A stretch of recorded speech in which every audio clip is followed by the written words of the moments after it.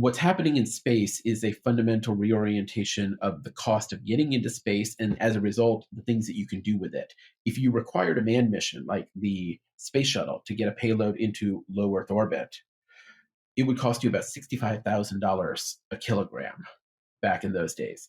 If you didn't require that, if you wanted a Delta rocket or an Antares or an Ariane, it was about $10,000. SpaceX can do it for you today on Falcon 9 for $2,600 a kilogram. So, I mean, we've already had a huge cost reduction as a result of the reusability and the vertical integration that SpaceX has enabled.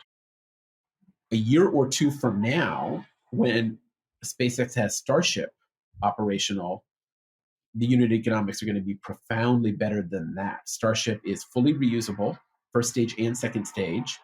It is made out of essentially commodity materials. This is not aerospace grade composite materials that you're seeing here. They're making the stuff out of stainless steel. I mean, it's basically a giant refrigerator that will be capable of being launched into space. Fully reusable, with the ability to use more commodity fuel, and with just a much, much, much bigger rocket. I mean, Starship is so much larger than Falcon 9. It's kind of amazing.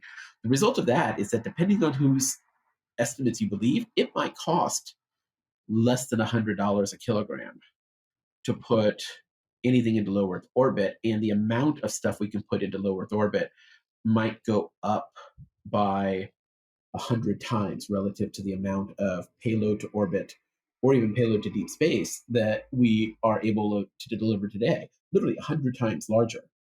I think every company is going to end up needing a space strategy. I think the number of organizations that get stuff into space is going to go up tremendously. Every company will have a satellite of some kind, every research university, every country. I think that 20 years from now, a lot of good high schools will have space programs, and that college applications for engineering schools are going to have a section on it that says, tell us about what your satellite does. And if you don't have a satellite, please explain why. And that parents are going to fund their kids' satellite science projects with car washes and bake sales. That's how much is about to happen in space.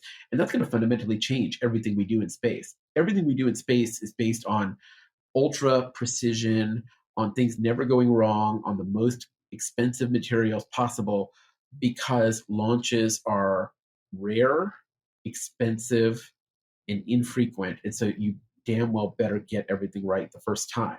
Space Telescope is a great example of that. It took more than 20 years to launch that thing. I'm 42 years old, and I've been looking forward to when they launched James Webb for over half my life. They had to fold the thing into this incredible set of contortions to fit into the nose cone of the Ariane rocket that they used to launch it. And they then had this Rube Goldberg machine of opening it, with all the risk that's entailed in doing that when it is beyond the range at which it can be serviced. And so you got one shot to do that right. That's why the thing has cost, what, $12, $13, $14 billion, whatever it is. With Starship, you don't need to do any of that. You don't need to fold it up because the nose cone is so much larger. And you don't need to do $14 billion worth of quality assurance. You can just build like 10 of them for that cost. And let's say the first 3 launches blow up. Who cares? The 4th will work. And so it fundamentally changes. But it was an incredible feat. James Webb is an incredible feat. It is the last of its kind. We will never build a monolithic scientific instrument at cost like that and with risk like that ever again. That era in space is over. And the stuff we're going to be doing now is really different. And we're going to have to really reorient our assumptions about what is scarce and what is abundant in space. If mass is no longer scarce in space, if it is cheap and easy and fungible to put kilograms into space, we're going to do different things and we're going to send different types of kilograms into space than we send today. And a lot of my investments in space tech are based on that transition that is underway.